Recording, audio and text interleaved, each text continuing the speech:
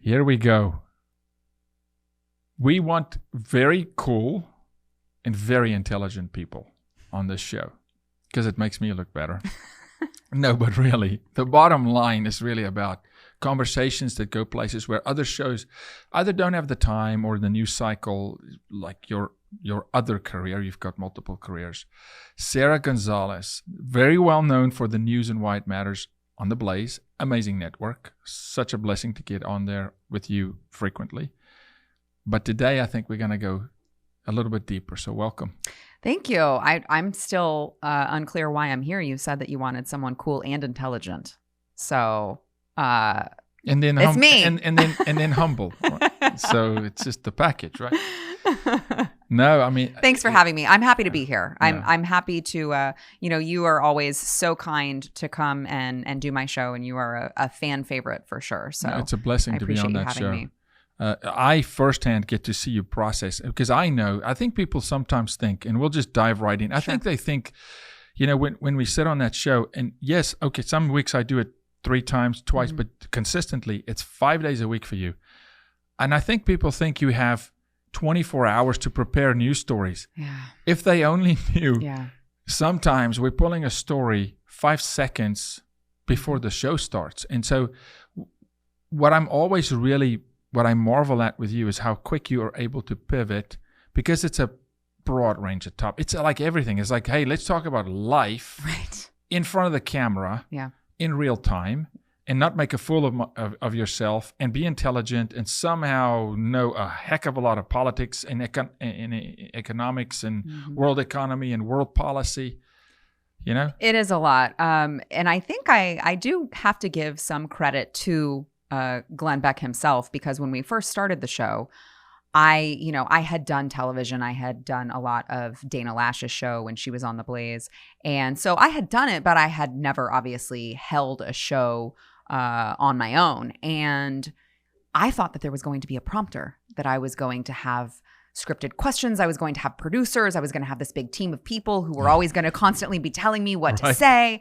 And he said, no, I don't want you to have prompter. All these major networks have a bunch of talking heads who have producers in their ear telling them what to say, where to go, reading from a prompter. And if that stuff shuts off, they have nothing. They're lost. They have absolutely nothing. And he said, I don't want that for you. I know you can do this. Reach inside yourself, dig deep, and I know you can do this. And at the time, I was like, damn you, Glenn Beck.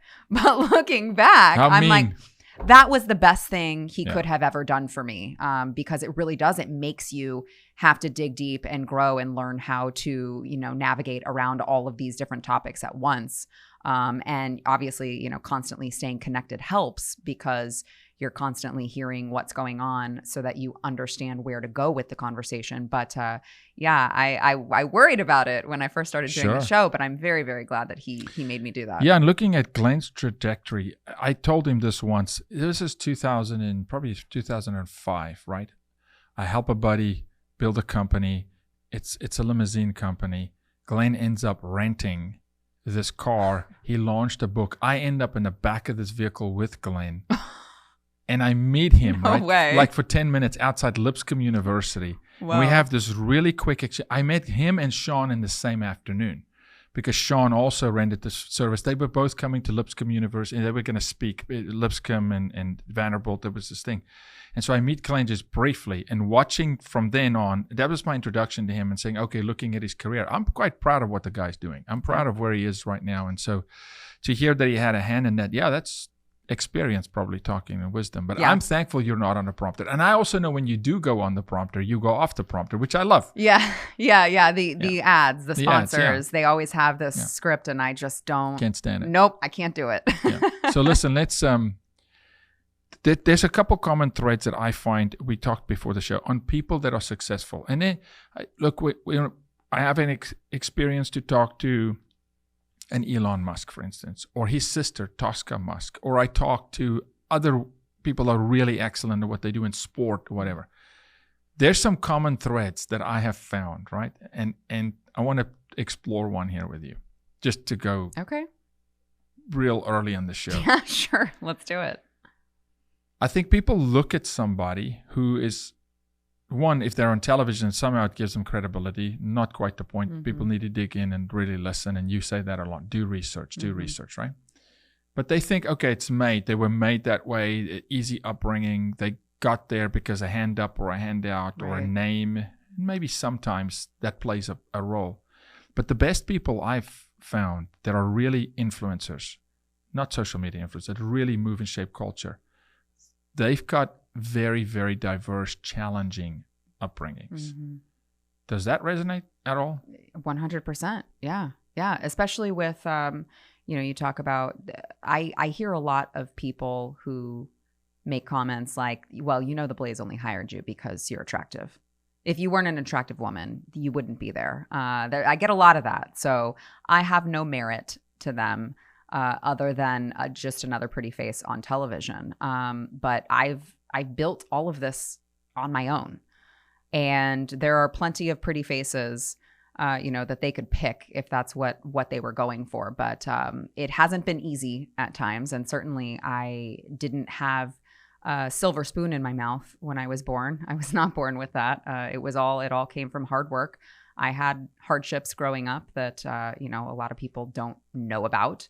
And which, I'm happy to get into if you want. But certainly I think when you are growing up facing hardships, or even as you're an adult facing hardships, it makes you stronger, and you have a perspective that people who don't go through that just can't fathom, right? They don't have that perspective to draw from. And so I think that goes a lot to what you're saying, that the most successful people have those things to look back on.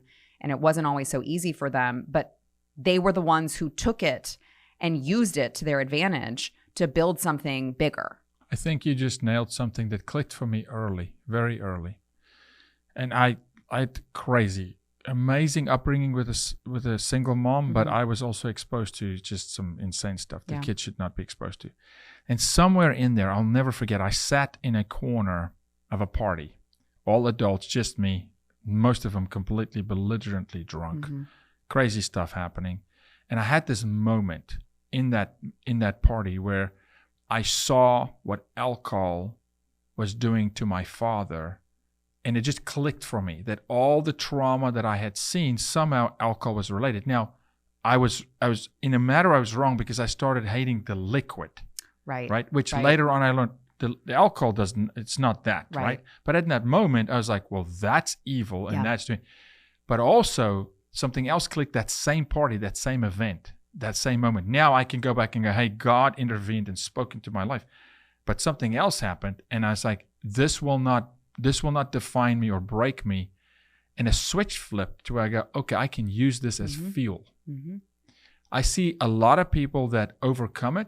They were able to use challenge, trial, strife, trauma as fuel. Yeah. Now it can become dysfunctional a little bit. You can become a slave to yourself. Of course. But then I also see people that don't make it, they become the victim. And it doesn't mean you're not victimized. But if you get stuck there, now fear is not fuel. Yeah. It's easy to get stuck in your own sorrow. Yeah. Right? It's very easy to get stuck in your own sorrow, feeling sorry for yourself, feeling upset maybe at your parents or your circumstance or at God. For why did this happen to me?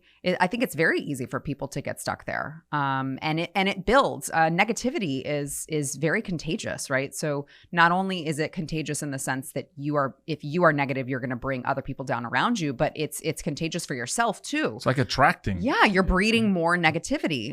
So I can see why it would be easy to get stuck into that pattern. In your trajectory, what have you dealt with? And let's just get so was alcohol, parents, and look, whenever I do this, it's not to dishonor a parent. It's just the truth is the truth. It's life. Yeah, the history, and we learn from our life it, right? stories. Yeah. No, I agree. So my mom was just absolutely wonderful. Unfortunately, my biological father was not. So same type of things that you're talking about. Alcoholic father. I remember one time when I went to his house because they were divorced. They were divorced since I was, I think, 4. So I grew up with a stepdad who is now my adopted dad, who I call my dad. He walked me down the aisle. So he is very much my dad to me. But my biological father was the one who I grew up with. And so I would go to his house for the summer and I'd find, mirrors with rolled up dollar bills sitting in one of the cabinets, in one of the drawers. I'd be forced to go to all of his parties, like you were talking about, a lot of crazy stuff going on that no kid should have to be around. I remember being petrified of getting in the car with him because he's just horribly drunk. Driving drunk all the time. Horribly drunk all the time. Yeah. And then when I would voice my fear about that, it would just make him angry. And so he'd be horribly drunk going 100 miles an hour down the highway because he's very mad that I'm calling him out on it. I honestly look back at all of those times and I am like, thank God that I am even here. Yeah. I mean, it is only by the grace of God that I'm even here, that we never got in some sort of accident where I just would be, a pancake on the pavement, quite honestly. You just took me back to a place I haven't gone back. You just gave me this incredible, I can tell you, it was a Ford Escort. My dad was driving out of his mind. Mm-hmm. And we are missing cars with inches. And I am, I'm 7. Right. I'm clutching. And there was no car seats, by the way. I'm sitting in the front seat for crying out loud. Yeah, me too. And I'm clutching. And it's like, I didn't even know that I probably was praying, but it was just like literally, it's insane. Yeah. And it's only by the grace of God. But it can break you, or somehow it can be part of your success story. Mm-hmm. Has that happened for you? I mean, how did you cope with that stuff? And where was your challenge, your inflection points where you go, hey, it got really bad, or maybe it didn't? Yeah. That definitely happened for me. I would say, it kept getting worse for a while until I found my own voice, which just happened with age, right? But as I was a young teenager, I would go to these same parties because, again, I didn't have a choice. And, then it became a situation where his older friends were coming and talking to me and he was not even present. And, they would sexually assault me. And I had to keep that a secret, I felt, for a very long time. This time? I believe it started when I was 12.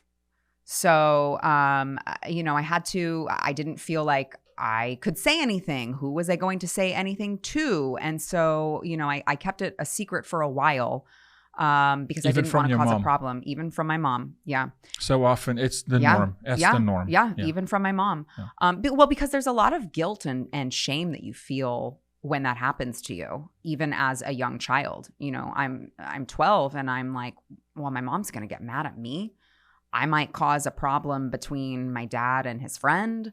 And I don't know what's going to happen, legally speaking, with my mom and my dad. And I would be the cause of all of that. So it's better if I just keep it to myself. Yeah. Did you ever, in that process, feel protective over your dad?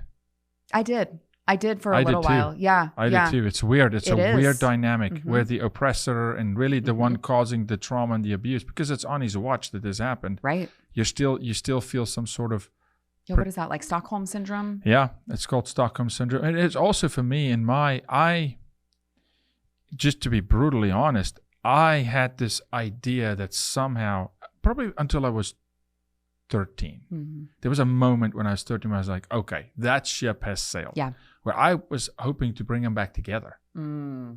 Because the day my dad told me that they're divorcing my dad and my mom. Now, he was nowhere dysfunctional. I was standing in the grass, my grandparents' lawn. My dad walked up, and they told me that I'm 5 at this time, turning 6, I think, going to divorce. In a second, I blamed myself. In a weird way. Yeah. It's just I would say how Satan works. It's like, and I threatened them as a kid. Because I've always been very fast. Even today still. Like, speed can take you a long way in sport. And I can really fly. I was the fastest 6-year-old in the country at that time. Wow. And I can fly. So I threatened. I said, I'll never run again, because I knew that was the one thing they were proud of, right? So I told my dad, and I thought, well, if I threaten I'll never run again, he'll stay. And that, of course, it's zero. Right. And nor was it my fault. Right. But so I hope to bring him back together. And then around 13, I was like, oh, that ship has sailed. Yeah. I mean, I can't do this. You know? I think I had a little bit different view on that, only because I did have the stable father figure in my life. Okay. Right. So I felt bad for my biological father. Mostly, I pitied him. I felt bad for him. And I didn't want them to get back together, but I didn't want him to necessarily get in trouble. Now, there was a point when I became an older teenager that I finally was like, I don't like you. I don't like you. You're not healthy for me to be around. I don't like coming here. And, you know, when you deal with these types of people who are often narcissists, right? You deal with these types of people, and there's a moment where you go, you never really loved me because you don't really know how. Yeah. Right? It's not the type of love that we feel for our children, because they don't have the capability to provide that kind of love. And so once I recognized that and I realized that, it was much easier for me to deal with it in, this may sound cold, but more of a detached sort of way. You're setting healthy boundaries probably too. And expectations, right? I'm not going to expect something that you can't give. So huge. Yeah. So huge. Yeah. And you got there. I mean, that's you got there faster than I did. Yeah. Way faster. I was in my 20s. Right. When now the expectation of getting them back together left at 13. Right. But I had other expectations of him, and it wasn't until my 20s. But that's a son and his father, which I think is a different dynamic. Yeah, for sure. But you got there. Dealing with the sexual trauma, when did you speak of that the first time? Do you remember? Like to my mom? Or to anybody? Yeah, to my mom, it was when I was about 15. Okay. And it was, it actually was a separate event that had happened. Wow. I actually didn't tell my mom about all of these things that had happened under my dad's watch until I was an adult. Mm-hmm. I just never told her. It was a hard enough thing for me to do, to tell her about what had happened when I was over at one of my friends' houses spending the night when I was in high school. I didn't want to bring it up. You know, and then enough time passes and you say, well, there's no point in bringing it up now. It happened years ago. Do you think it accelerated your growth curve as a kid? The combination of everything we've talked about now. Yeah.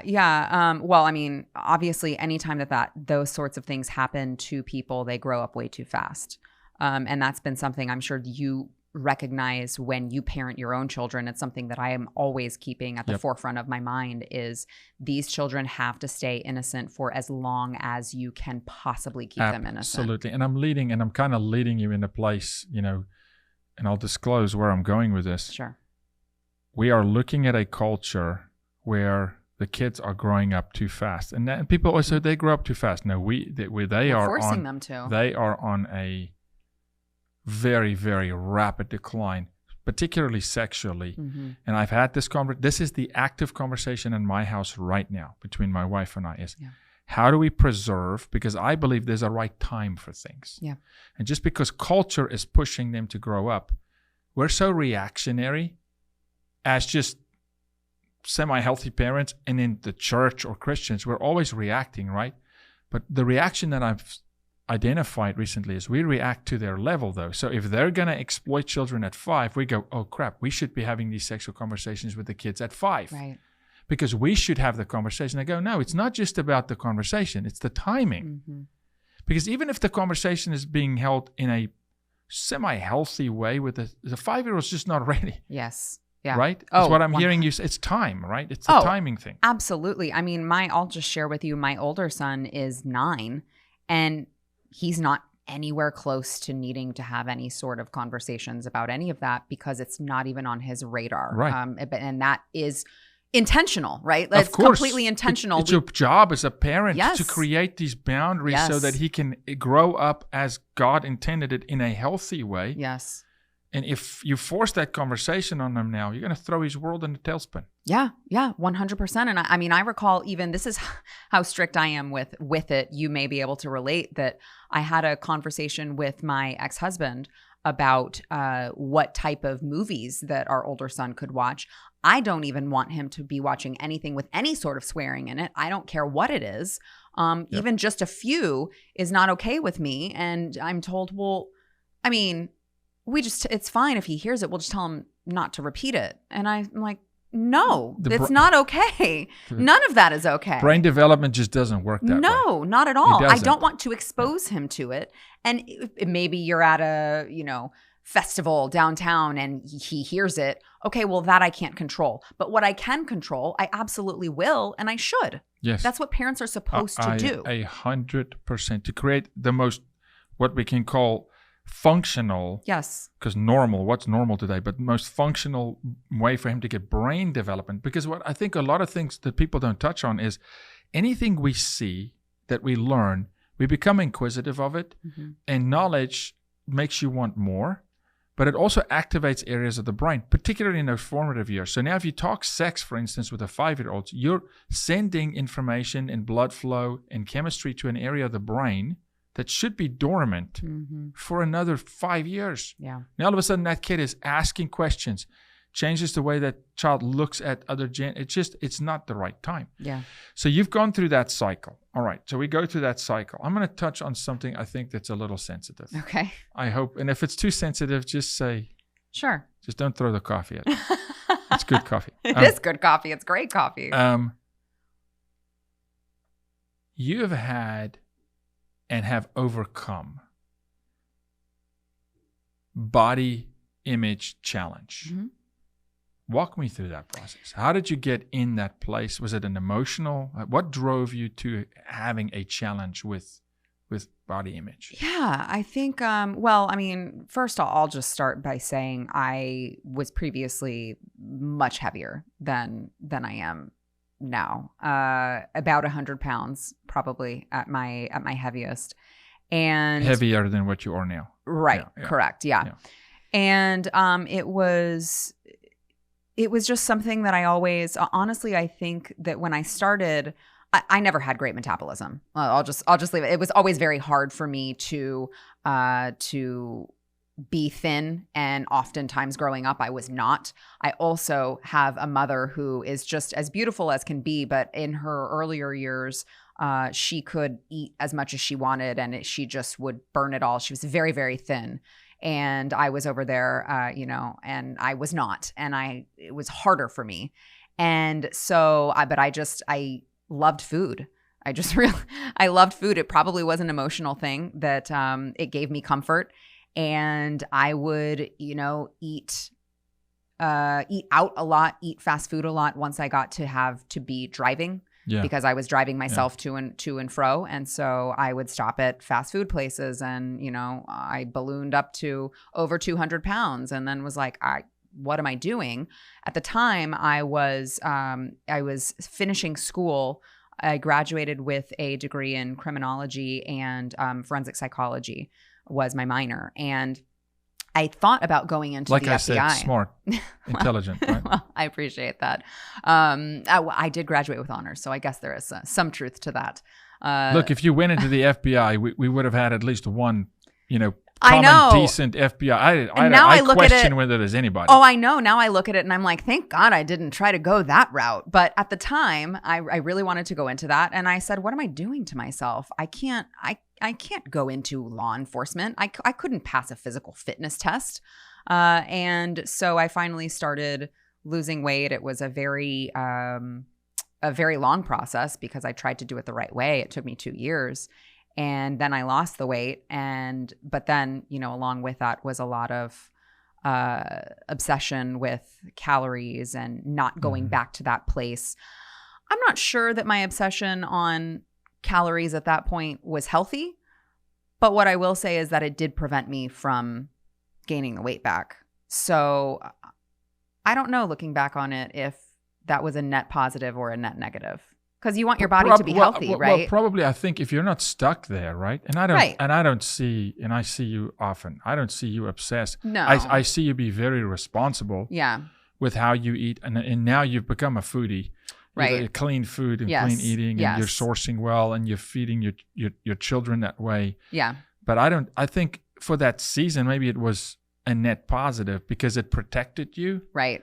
As long as you don't get stuck there. And I think some people do. And then it swings the other direction. Yeah. Right? Yeah. Into bulimia and eating disorder and having an alter. I think somehow there you found a healthy space. Yeah, I did. I mean, and I will tell you a couple times I would eat, and literally a couple times I would eat a big meal out and just be like, I don't want this in my body anymore. Mm-hmm. I need to get rid of this. What do I do? I need to get rid of this. And I had felt that urge. So I can see where that would become a problem for someone. But I also really hate throwing up. So I don't think I would be a candidate for that. I just can't stand the... I relate. Yeah. No joke. The last time I threw up, I was 6 years old. I just don't. And really? I have been. There's times where I've been really sick. I mean, but I just don't throw up. Yeah. I don't get nauseous, right? I just don't throw up, and I can't stand it. Yeah. The whole queasy stomach thing. It's the worst. All right, I want to take a jump though. Okay. I'm scared. Yeah. No, I want to take a jump into. That's the backdrop. It kind of you're forged by fire. Mm-hmm. There's a lot there. I mean, it's in everybody. There's not a single human being on this planet that does not have issues. Right. Does not have a story. I want to get people to a place where they go, all right, these are the ingredients that I've got. Yeah. As dysfunctional as they may be, I'm going to make something. Mm-hmm. I want people to get there. I want them to fight. Yeah. I feel like society does not want people to fight. They don't want them to resist. They want them to just comply. They want them to be sheep. And I think if we can train people when they're younger to fight through it, yes, something was done to you, but you're not the victim. Right. Be the overcomer. Be the survivor. Do something with it. Be the odd one out. Be the only voice. Then when government comes to them later and tries to make them comply, they go, oh, heck no. Mm-hmm. I've overcome so much worse. I relate, and for those people who read the Bible and those who don't, all the same. But there's a story in the Bible, and we all know it. David fights Goliath. It's a cool story. But the cooler story is that when David approaches Goliath, Saul, the king, says, hey, you need my armor. He goes, I don't need it. I don't need it. And you go, why would the guy not need armor? Because David, as a 13-year-old boy, barehanded, killed a lion and a bear. And so he's looking at this man going, dude, what do you have that I haven't just already fought through? And that's where I want people to get to, is the sexual trauma, the pain, the abuse, the neglect, the whatever. It's forging them so that when a really big enemy comes one day, they can go, dude, I have faced worse. Yep. You got nothing. Yep. That's what I want, right? And that's when I look at you, I see that, because now I want to transition into businesswoman. Mm-hmm. Yes, studied, great degree. Doing absolutely nothing with that degree, by the way. I don't know, though. a lot of the content you're covering. It's fair. But not in that industry but not at practically. all. I'm glad you're not in the FBI. Me too. But okay, so hosting this show on The Blaze, the News and Why It Matters, incredible show. Not just on it. It makes the 5 on Fox look like child's play. We try. The View looks just hideous and stupid when you look at it. It's great, right? I appreciate that. But you're on another company that I want to get into. Yeah. A mom of 2. Mm-hmm. So you can have a career and be a woman. Right. Yes. Right? I'm a mom, a woman, and have a career. That's possible. Oh, absolutely. And homeschool, which we were doing, at one point. Yeah. Yeah, absolutely. So I want to touch on that world a little bit. You got to work for it. It's a lot. Mm-hmm. Now, with that being the backdrop, you're in the news cycle. Yeah. Help me out a little bit, Sarah. All of us. The trajectory of the news cycle, how fast news is coming, how little time we have to process news, how short the cycle is, and then somewhere in there find truth. Right. Like, what can we, how tough is it really for you hosting a news show of What sources do I trust? What do I not trust? What story do I tell? It's very difficult, especially in the age where oftentimes, crazily enough, you find that you're getting a lot more truth from social media than you are from the CNN.coms of the world. I recall many, especially over the summer of 2020 when, cities were burning, I was getting all of my accurate information on that from, the Elijah Schafers of the world, from the Savannah Hernandezes of the world, the people who were actually flying to those places and they were on the ground getting this footage because you couldn't find it anywhere else. And even if they were getting the footage, it wasn't typically oftentimes what they wanted to put out there because it made their side, so to speak, look bad. So they wouldn't want you to see it, right? So, but then it gets into the situation where you also want to be careful because when you're getting something from social media, you don't always have vetted all of these things. So it is a very delicate balance to walk. I do find that alternative media outlets are probably the best place to find real news these days. Certainly not CNN's, even sometimes Fox News. I agree. I just don't find that I just think there's spin involved. Every single story that they have, there is a spin involved. And what I try to do also is everyone's busy. People who are watching my show are very, very busy and they need just a breakdown of what is going to be the most important to them. What is going to be the most important stories to the average everyday American? What is going to affect them the most? What is going to touch their lives the most? That's what they're focused on. That's what they want to know. What's going on in my kids' schools? Yeah. Right? What voices are being silenced for just basically saying basic biology, basic science, basic facts? Who is getting deplatformed? Who is having their livelihood taken from them for saying these things? What is the administration planning in a larger sense with, potentially other countries in a coming together globally? So I think that, we try to look at what is going to be the most important to the average everyday American, which I think you would agree is easier for us because I know, again, a lot of people like to call me an elitist. I'm just like them. Exactly. A mom. I'm a 100% mom who is hustling. That's what I was going to say. Just a mom working who her tail is off. just always doing a million things at once. Yeah. And that's really the the toughest job on earth. This is why I always say any guy who's really a guy has got to be out of his mind to want to be a woman. Have you lost your marbles? I mean, if you guys want to take over the childbirthing part, I feel like we'd be fine to just let you guys have that. It's not fun. Hey, they virtue signal, and they do. I mean, oh my gosh, yeah, I mean, it's insane, right? Yeah. What's going on? The stuff. There's not another news show. A couple things I'll say. I like the fact that even in the alternative media community, there's some support. I see the Daily Wire support what you and what we do at the Blaze, and I see the Blaze support the Daily Wire. And my brother-in-law is a producer at the Daily Wire. He produces Michael Knowles' show. Actually, just produced a really, really good Ben Davies. He just produced an amazing documentary on Anthony Fauci. So that new Daily Wire documentary, Ben produced it, and it's phenomenal. Well, I just saw a Daily Wire ad, a promo for their new Harry's Razors against Harry's Razors, Jeremy's Razors. That was just absolutely magnificent. No, they're doing really good work. Yeah. But so does the Blaze. And the Blaze, I think, is a little more comprehensive because there's a lot of different voices from different walks of life. I mean, you got Wildman Prather, the cowboy, and he's definitely got his angle and Glenn. But I think like your show, it is that. It's like, how do I get my news quick, get some opinion, get some levity. Right. There's some levity, there's some comedy, and it's heavy. There's not another news show. And we're in the business. Our team here at our organization, we're in the business of protecting children. That's what we do. There's not another news source on planet Earth that touches the lives of children more than you. Nobody. How much influence do you have I may be asking you to spill beans here that I don't want to get us in trouble, but how much influence do you have on because there's a lot of stories of the day. Are you involved in that process? Yeah, I am the senior producer. So I knew that, but I wanted people to hear that. Yeah. So that is I get very pitches. rare. Yeah, I get pitches, but the stories are ultimately my call. and what order we cover them in is my call as well. Like, for instance, I know that there's a lot going on with Russia and Ukraine, and certainly we should be keeping abreast of what's going on there.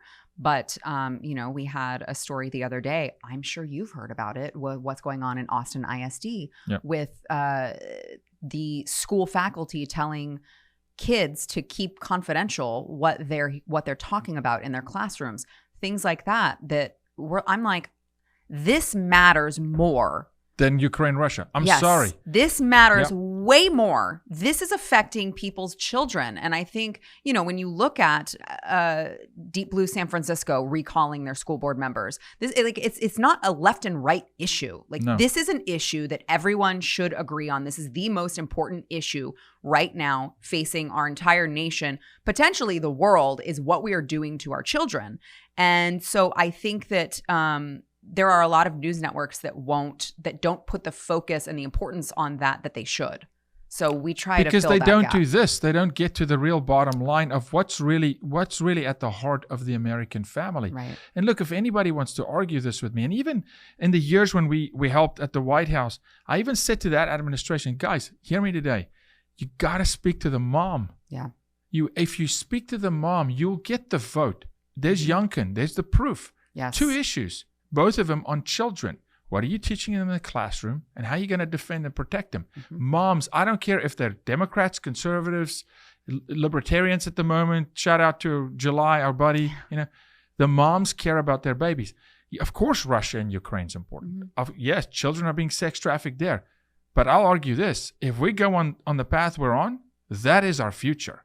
Yeah. We will look like a people that have no power to protect our own children, where a dictator can dictate how you go. And you arrive there not just by a snap, you arrive there by giving up territory.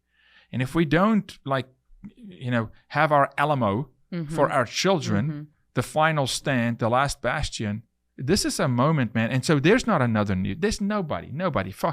Tucker, every once in a while, he'll touch on this, but it's so superficial. It's like a 5-minute segment. You touch on children's issues. Nobody covered Epstein better than you, Maxwell better than you. Nobody's covering what's happening with this SCOTUS, this nomination. We're dealing with that nonsense now, child porn. Well, our trajectory as a country depends on our children. And I don't think that people really put as much importance on that as they should. If we're just raising an entire generation of kids who don't understand basic biology, of kids who are brought up to be confused about who they are, of kids who, don't value the nuclear family, how in the world can we expect the country to survive? We can't. Do you have time for friends? Sure. Do you have? It's a crazy schedule. Every once in a while. Yeah. Okay, so some of your girlfriends. You know how long we've been trying to get together. I never legitimately. These days, people don't know, but at the Blaze, all the hosts, you serve on other shows too. Yeah. You do a lot of stuff. Yeah. Some of your girlfriends, right, who are moms in the same cycle as you, life cycle, right? Yeah. Same age. What are they saying? Because I know what some of my wife's friends are saying. And look, our friends, you draw to birds of a feather, right? You draw to people with the same belief system and kind of where you are because you want to surround your kids. But what are the moms saying, according to you, for where we are right now with this obvious onslaught on children from every angle? Yeah. What are you hearing? So I have the majority of people who are probably only half as tuned in as you and I are to what's going on. And still, everything that they're seeing, they don't like. I will say that. But then I have, and this is not obviously the majority, but then I have, the at least one friend who was a very, very good friend, who our children were very best friends. And we lost her in the pandemic. She just got lost in all of the messaging. She couldn't see the other side of it. And I refused to, let our kids play because I wouldn't make my son wear a mask outside. And I said, you know what, we're not comfortable with that, but we really, really want to play with you guys. So let us know when you're free. I haven't heard from her. I reached out enough times that I was like, okay, I'm like, God's telling me to back off. The message is clear, yeah. Right. Yeah. I've done what I needed to do to try to keep this friendship going. It's clear that the feelings are not reciprocated. So I'm just going to let her, I don't want to put her in an uncomfortable position. I'm going to let her, that is her stance and that's her right. And that's what it is. It's very sad because my son to this day is asking, missing them. Yeah, when am I going to see this friend again? We have the same situation, and as a but parent, what do you do? And as a parent, what do you say? Because right. you're all, because you don't want to break the image of that parent in your child's eyes, but you also got to be honest and just say, look, that they have different ways of values. It's painful. We're in that process right now with our kids, with some friends, right this minute, on some issues where parents are making choices, and then I feel, and you can either agree or not, I feel the biggest losers, the show The Biggest Loser comes to mind, but the biggest losers, just because we talked about how amazing you dealt with weight. I should have gone on that show. But the biggest losers throughout the pandemic and where we are today in our country is our children. It is. It's our children. They are paying the highest price. Yes, they are.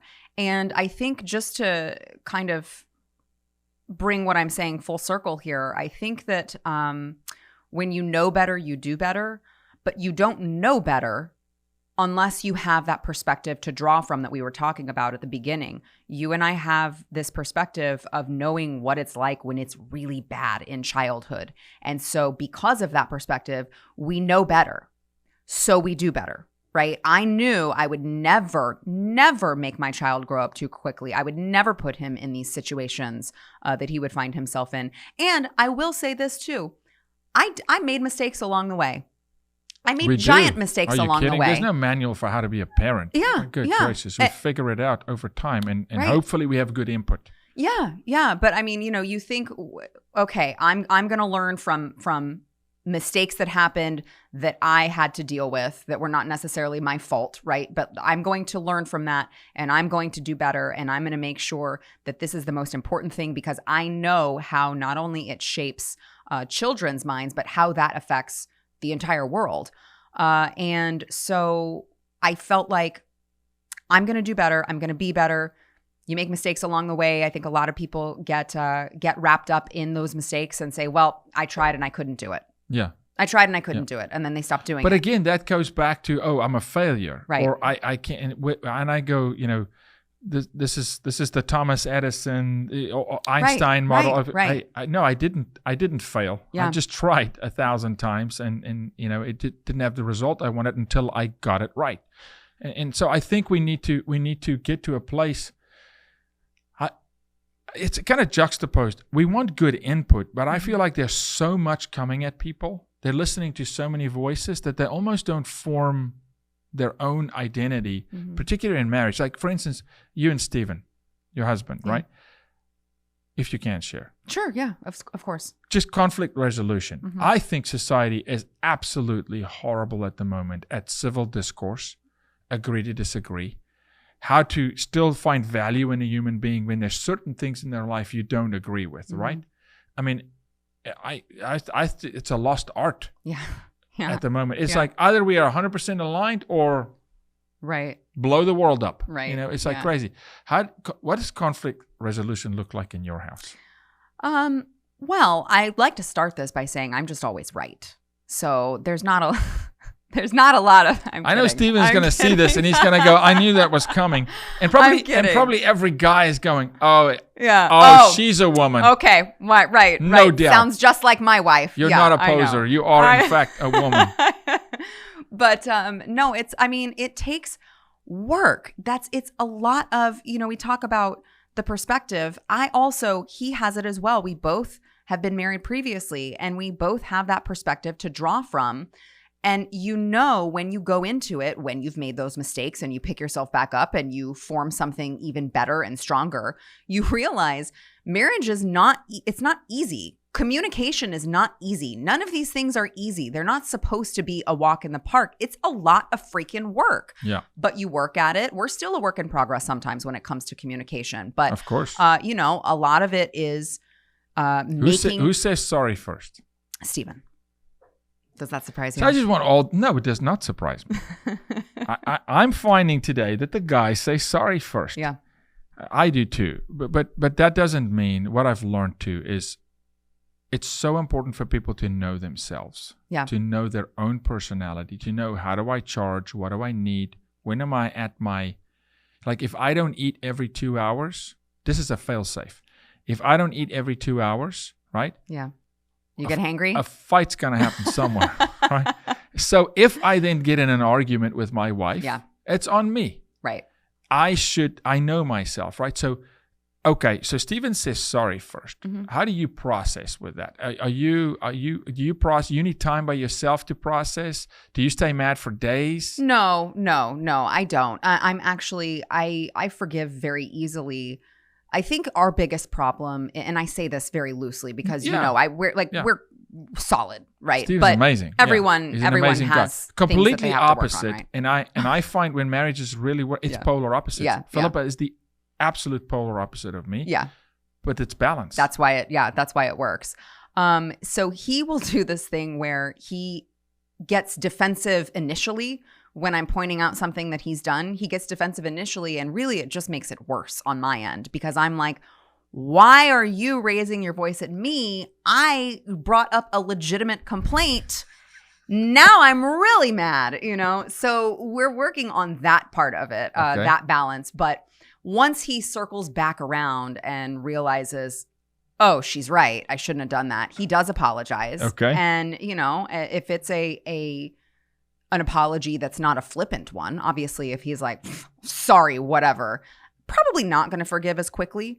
But that's not Stephen. Stephen's a very genuine. Sounds like Philip is talking to me. She's saying it and meaning it's two different things, and I want to see the actions. Yes. Dang it. Yes. Okay. What happens when he comes to you with a concern or a complaint? Flip the script. Sure. How do you handle it? I am Latina, so I do have a little bit of a spice flair of but I usually I'm pretty good about it. I really am. As long as it's it's usually a legitimate complaint. He's a reasonable person. I find him to be a reasonable person. I also know how hard he works for our family. So works his tail off. I always make sure to keep that in my mind as we're having the conversation. This is, I love this man. I respect this man. Yeah. I chose this man to be my husband. Every once in a while, I will probably be over dramatic. I'm sure you'll be shocked to hear. But most of the time, I am pretty flexible. I love the Caribbean and the Latina fire, and it's amazing cultures. But what I'm hearing you say is so important. I'll go there. Stephen, this is me going to bat for you. So why don't you write in to me a little bit? Shoot me a text on. Your next guest needs to be Stephen. On the times when you're approached with something ridiculous. Mm-hmm. But what I'm hearing you say is this, though. It's a work in progress for all the marriages, is in the moment, in the heat of a conflict or a battle, to remember who we're talking to. Yeah. And remember the qualities of the person that we do admire and we do appreciate and we do respect. Because I think if we do, we will not get lost. Mm-hmm. And then it spirals, you know. And then we say things we don't mean, and then it's so much more backtracking. I think if in the moment we keep in the forefront, this is the father of my child. Mm-hmm. This is a husband that works really hard. Yes, we're broken people. We're all sinners. We're all broken, right? But I think if we can do that, and that's what I meant when I said civil discourse, agree to disagree, is a lost art in society. We look at somebody and go, hey, they don't agree with me on this point, and we don't even consider societally, not you or me. I try really not to do this.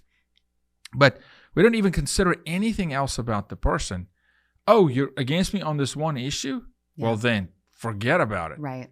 You're dead to me. Yeah. And that's what I'm seeing. It's polarized this country. Mm-hmm. Which makes me concerned. Man, we're all over the place in this show.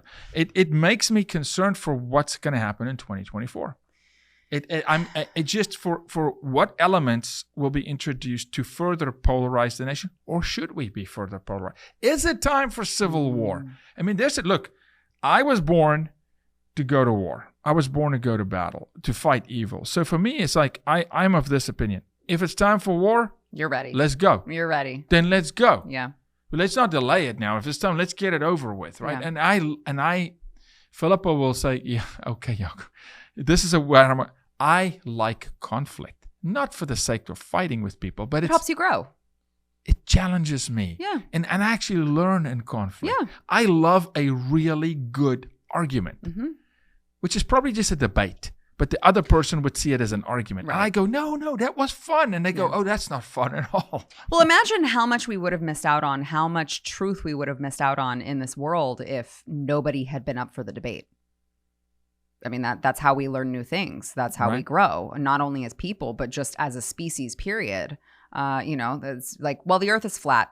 Okay, I guess we'll move on. I mean, there are so many things. Oh, it's fine for, pregnant women to drink and smoke cigarettes, and just so many things that we would have never learned if people had not been up for the debate and the challenge. So, I mean, I don't find that to be scary at all. I will tell you, I'm saying this not logistically speaking, because oftentimes people will go, well, a national divorce wouldn't work because of X, Y, Z, Correct. right? Logistically speaking, of course. I'm not speaking to that. But what I am saying is I found myself in a place several years ago where I said, you know what? These people hate me. They hate me. They hate you. They hate me with as much hate as you can imagine, right? And sometimes demonic and in agreement with evil. Yes. Yeah. I don't want to come back together with someone who hates me. I don't. I don't find any value in that. I don't find any value in that for my children.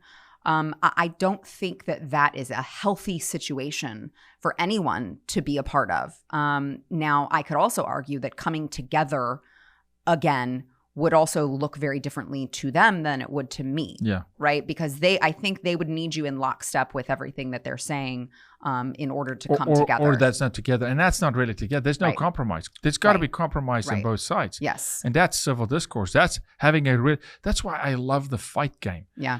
I'm not pro people hurting each other, but I love boxing because that was an escape, and I love MMA because most of those guys grew up really, really tough. Mm-hmm.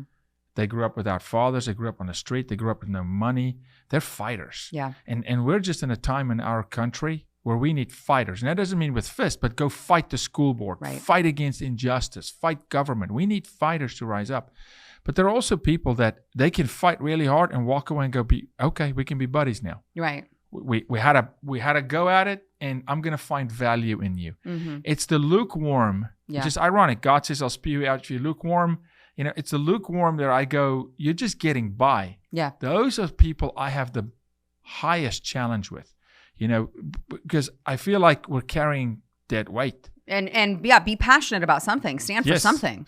Please. Yeah. Just do something. Yeah. Stand up. Don't just go with the flow. Yeah, we are in the position that we're in because, as you put it, there are so many lukewarm people who have just been sitting idly by saying, well, I'm just going to focus on my house and that's it. And I see all of these horrible things going on around me, but they're not really my business. So I'm just going to continue working as I do. But we also have the other side who has been doing a lot of what you've been saying. Yeah. For years now, they've infiltrated at the school boards, city council. I mean, they have been working very, very hard. They're fighting, and they've been fighting, and they're winning in a lot of circumstances. That's why they're winning. They're winning. They are doing it right.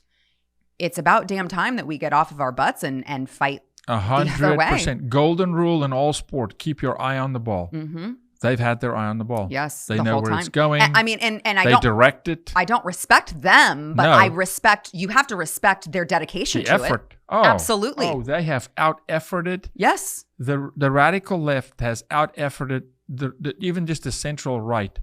10-1. Yeah. I mean, it's a disgrace actually. Yeah. The effort and the unity. Mm-hmm. Now, albeit very evil at times, sexually exploiting children, but we cannot argue. And again, I can go to scripture in this. Scripture says, be gentle as a dove, but wise as a serpent. Pastors love preaching gentle as a dove. Turn the other cheek. Wise as a serpent means, hey, his methods work. Yeah. The left have strategy that when they implement it, they gain territory. Yes. We can't, arguing that is insanity. Mm-hmm. So I'm not crediting, I'm just calling a spade a spade. And continuing to they're say. They're successful. Yes. And continuing to say, well, we have to rise above. We have to be better.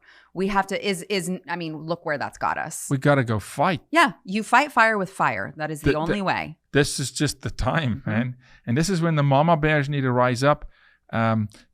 before this last segment, I just want to do a quick break and say thank you to everybody at Patriot Mobile. If you are looking for a new cell phone carrier, think about Patriot Mobile. Dial 972-PATRIOT and mention the bottom line. You'll get free activation. Why? Because you're voting with your dollar. You may not know it yet, but you do vote with your dollar. Where you spend your money, where the heart is, the treasure lies, and you will spend your money on things that matter to you. Think about where they spend their money. You do not want to supply cash to a cell phone provider that is funding abortion and things that are against your values. Check out Patriot Mobile. Great service, the same cell phone towers, and your values are aligned. Dial 972-PATRIOT and mention the bottom line. Sara, okay. You're drinking from a fire hose every day, news stories from everywhere. You're juggling it. And then you had this crazy radical idea to go, I think I got a little room left on my plate, which I argue very busy people have a lot of time to do a lot of stuff. You just figure it out. Right. You process faster. What in the world were you thinking? Launching in a very competitive space, but doing something really cool. A makeup brand line. Talk to us about that. Yeah, well, specifically in the beauty community, I feel like, look, all aspects, all industries, leftists are taking over. They're, diminishing conservative values. They're diminishing conservative voices. They're canceling conservatives wherever they can. But that has been a very big problem, particularly in the beauty community, where they want to feature men instead of women. They want to put men in dresses and have them stand on the cover of Vogue. They want to, put transgender biological males in a face full of makeup and portray that as beauty and something to uphold. And they're canceling conservatives for, voting for the orange man. So I looked at this community, which I love makeup. I have a passion for it. And I said, I'm really, really tired every time I walk into a Sephora. Every time I walk into these buildings, I'm giving my money. I'm literally giving my money that I work very, very hard for. I'm giving this money to a company that hates me. I think a lot of people, you just talked about Patriot Mobile. This is the same vote thing. With your dollar. Vote with your dollar. So many times people don't think about it. But it's a great way of putting it. They hate me. But they'll take my money. Yes. They actually, I'm sure nothing makes them happier than to say, we are fighting against everything that you stand for, and you are giving us the money to be able to do it. To fund it. I mean, how silly do we look? But in a literal sense, that is what's happening. Yes, it's exactly what's happening. That's the bottom line. It's exactly what's happening. And I think as conservatives, we need to be building these parallel economies. It's the only way to get out of it, to stop funding this nonsense. And I think anytime any one of us has a passion about something in particular, I think that you need to strategize and see how can I do this? How can I build something? How can I become an entrepreneur and just go for it? And I decided to do that with makeup because I know it. I love it. I'm passionate about it. I knew it would be fun for me. God bless the people at Patriot Mobile, because I couldn't start a cell phone company. Right? Yeah. I mean, that's not my territory. This is. And so I said, you know what? I'm going to start something. I know I'm not alone in this. I know there are a lot of other conservative women who are tired of the left trying to erase us, who are tired of the left trying to make men represent femininity somehow. And I'm tired of them trying to take our values, what it's like to represent an American woman, and the grace and the class that goes with that. And they're trying to erase all of it. Yeah. So I said, I want to help take this back the way that I can. And, no, there are not enough hours in the day, but we make it work. And so that's why we decided to launch American Beauty. I said, I can deliver the same quality or better, high quality makeup that people can feel good about, and be able to give conservatives an alternative to be able to put their money to, a company that supports them and their values. Yeah. So we're gonna throw it on screen for the viewer. American Beauty, AmericanBeauty.com. AmericanBeautyBySara.com. American Beauty by Sara. SARA, no H. It's just an unnecessary letter. You just H. It's just silent. You don't need it. To the point. American Beauty by Sara. Yeah. So you started with lipstick. Mm-hmm. You're branching out into other. Yeah. We've got liquid matte lipsticks. We've got cream lipsticks. We've got highlighters. We've got bronzers. We've got skincare. So we've got some pure hyaluronic acid serum. We've got vitamin C, vitamin E serum. Sourcing, manufacturing, all that world is insane. Oh, it is. But some of the value. What's some of the values? Some of the values of the company. Well, everything right now is made in the USA. Manufacturing's obviously in America as well. So everything that we are doing with that, I realize for a lot of companies that's not always possible. So I don't want to hit someone over the head with it always has to be American made, because I know there are places, clothing lines, for instance. You can't source the raw materials. Yeah. Unfortunately, no one will buy it when you have to put the price that high. Yeah. I have been able to do it and still keep prices very, very reasonable. And so because of that, I'm like, absolutely. I will continue doing that for as long as I possibly can, hopefully the entire lifetime of my company. Yeah. So, but made in the USA, cruelty-free. And we are, we're trying to be as pro-America makeup brand as there is out there. And I don't see anyone else doing it. So, I think that we've got that covered. I know what I know about makeup is what we learn as men through our wives, right? I mean, so I'm not studying makeup, but in conversation with you, I look, and you wear your own makeup. Yeah. And so interesting lip colors and interesting names to your lip colors, right? There's some interesting names. Yeah. We are trying to be, American inspired in everything that we do. So we've got, Freedom Fighter, and we've got 1776 is one of our most popular colors. Miss America is another popular color. We're trying to keep, American inspired as long, until I don't think we'll ever run out of names, because there's just so much within America, there's within a lot its of history. Yeah. And I'll just let you in on this. I vowed to my business partner that the next lipstick color that we do, I have to name Babraham Lincoln. I like it. I have to. Babraham Lincoln. Mm-hmm. I like it. I have to do it. I don't know what color it's going to be yet. We're testing out several. Surely, even just for that, for girls, it's such a conversation starter. Yeah. Like, what's that color? Right. Babraham Lincoln. Like, what? I know. Think about that. Just what a conversation starter. I'm sure my marketing person's going to be like, that's a little long. I don't care. Doesn't matter. I want it to be Babraham Lincoln. That's amazing. Yeah. So we try to be as bright and bold as we possibly can, because that's just my preference. But we have, neutrals and less. We have more subtle colors available as well, but we try to have fun with it. We try to keep it as American inspired as possible, and keep it as American at the forefront at the end of the day. Look, I was there through the pandemic, literally. At times it was just you and me. Yeah. Because the show couldn't, you went every single day. I mean, you went in, you did the show through the pandemic. You were on the air.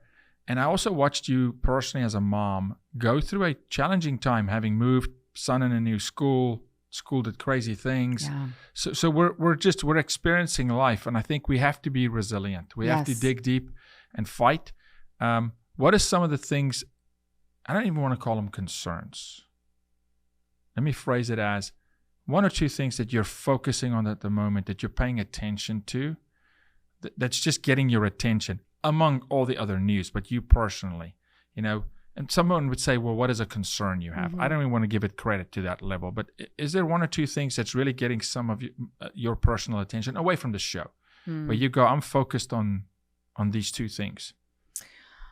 In my personal life or in the news? No, your family. Let's say around family. Just life and family. Yeah, I will say, just kind of going back to the parenting thing. It's so tough, and you can, as we talked about, you have to control what you can control. It's very difficult because we live in a society where parents seem to be having children and they don't want to do the work associated with it, right? So you can do all of these things right. You cannot expose your kids to foul language or sexual innuendos or any of those things. And then, you can, even if you're not sending them to public school, if you send them to a private school, or you take them to a co-op, or you let them play with friends at the park, whatever it is, they're constantly hearing things from these friends that you're having to go, ooh, I don't. Why do you know that? I heard it on YouTube, things of that nature. Yeah. And it makes it very, very difficult. And I'm finding that even with very close friends who you would think that our values align, it's really difficult because social media and the internet. It's like so and many YouTube, angles to cover. Yeah. And the kids just sit in front of a screen and hear these things. And it's a challenge as a parent to know how to handle it, because you have to give your kid social interaction. Right. Yeah. I mean, they have to have we can't be a recluse and live in a bubble. Right.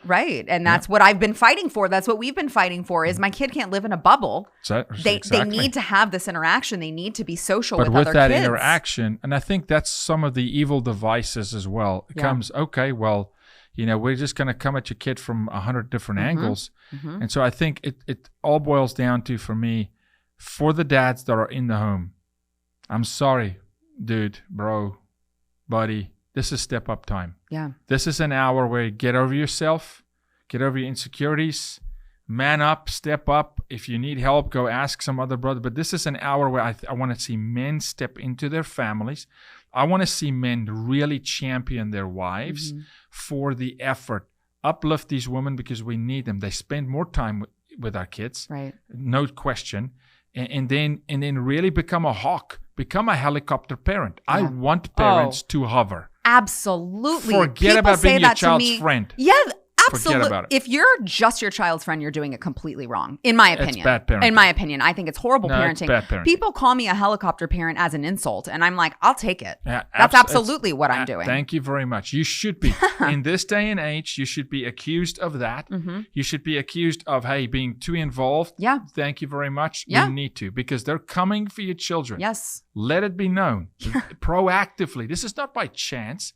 It is an agenda. Yes. It's undeniable at the moment. The fact that we're even just talking to a Supreme Court justice that is even remotely giving the lesser sentences of child porn tells us, hey, it's in the Supreme Court, it's in your child's school, it's everywhere. I mean, it's all over. So this is a helicopter parent moment if there ever was one. Yeah. And then get them off devices. Oh, yes. That drives me nuts. Look, I understand everyone has an excuse that, well, we're busy, and, well, I have to have time to get things done, and, all of these things. I understand, because you and I are very busy people. But you can do people, it like our iPad right. at the house. It's preloaded. Yeah. With material. Yeah. Right? With games and shows that our kids can watch. But that iPad cannot connect to the internet. Right. There is no oops YouTube moment. Now, granted, my kids are 7 and under. Yeah. But I'm seeing 7-year-olds surfing the web.